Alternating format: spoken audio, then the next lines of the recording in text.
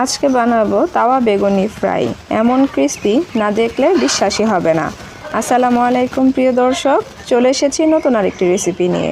আমার আজকের রেসিপি তাওয়া বেগুনি ফ্রাই।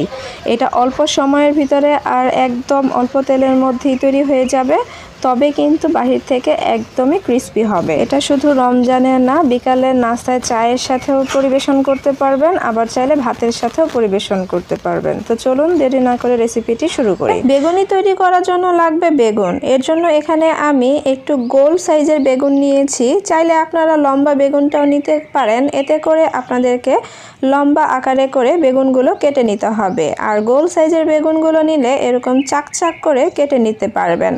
আর এখানে আমি 2টি বেগুন নিয়েছি। আপনারা আপনাদের পছন্দ অনুযায়ী, মানে যতটুকু প্রয়োজন সেই অনুযায়ী বেগুনগুলো নিয়ে কেটে নিতে পারেন। মানে যতটুকু প্রয়োজন ততটুকুই নিতে পারেন। আর আমি কি রকম ভাবে কেটে নিচ্ছি আপনাদেরকে একটি দেখিয়ে দিচ্ছি। বেশি মোটাও না, বেশি পাতলাও না, এরকম মিডিয়াম সাইজ করে সবগুলোকে কেটে নিয়েছি। এখন এগুলোকে পানিতে ভিজিয়ে নেব। এর জন্য আমি একটি বলে পর্যাপ্ত পরিমাণে পানি নিয়ে নিচ্ছি। পানি নেওয়া হয়ে গেলে এতে দিয়ে দিচ্ছি 1/2 চামচ লবণ। এতে করে বেগুনগুলো আর কালো হবে না, আর খুব সহজে এর ভিতরে লবণগুলো প্রবেশ করে যাবে।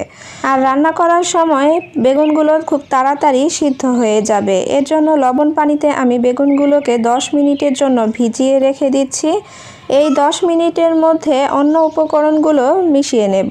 এর জন্য এখানে আমি 5 চামচ বেসন নিয়েছি, আর দিয়ে দিচ্ছি স্বাদ মতো লবণ, 1 চামচ মরিচ গুঁড়ো আর 1/2 চামচ হলুদ গুঁড়ো। এই অল্প উপকরণ দিয়েই আজকে আমি বেগুনিগুলো বানিয়ে নেব। তবে এখানে আমি কোনো ব্যাটার তৈরি করব না, এই শুকনো উপকরণ দিয়েই আমি সবগুলো বেগুনি তৈরি করে নেব। তো সবগুলো আমি খুব সুন্দরভাবে মিশিয়ে নিয়েছি, যেন এই বেসনের গায়ে হলুদ, মরিচ আর লবণ একদম পুরো পারফেক্টভাবে মিশে যায়।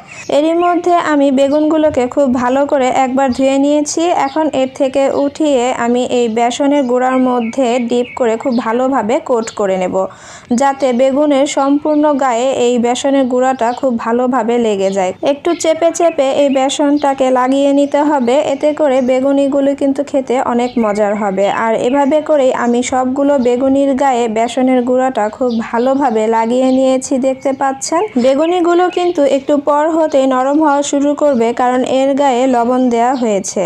এখন বেগুনিগুলোকে ভেজে নিতে হবে। এর জন্য চুলায় একটা প্যান বসিয়ে দিয়ে এতে 1 থেকে 2 চামচ তেল দিয়ে, তেল গরম হলে তারপর বেগুনিগুলো একে একে দিয়ে দিতে হবে।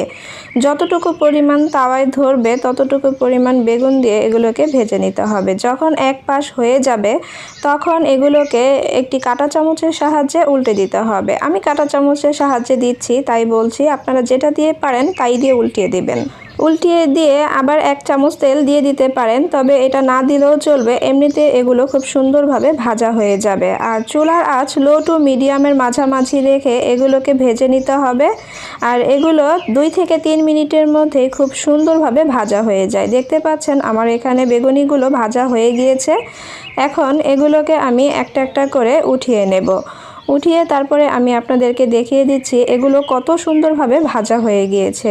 আমি আপনাদেরকে একটা ছিঁড়ে দেখাচ্ছি, দেখুন ভিতরে একদম সফট হয়ে গিয়েছে আর উপরে একদম পুরো বেগুনি। আর এভাবেই তৈরি হয়ে গেল তাওয়া বেগুনি ফ্রাই। আমার আজকের রেসিপিটি ফলো করলে বাসায় একবার হলেও ট্রাই করে দেখবেন, আর ট্রাই করলে কমেন্ট করে জানাতে ভুলবেন না কেমন হয়েছে। আশা করছি আমার আজকের রেসিপিটিও আপনাদের কাছে ভালো লেগেছে। ভালো লেগে থাকলে প্লিজ একটি লাইক দিয়ে দিবেন, আর চ্যানেলটি সাবস্ক্রাইব করে পাশে থাকবেন।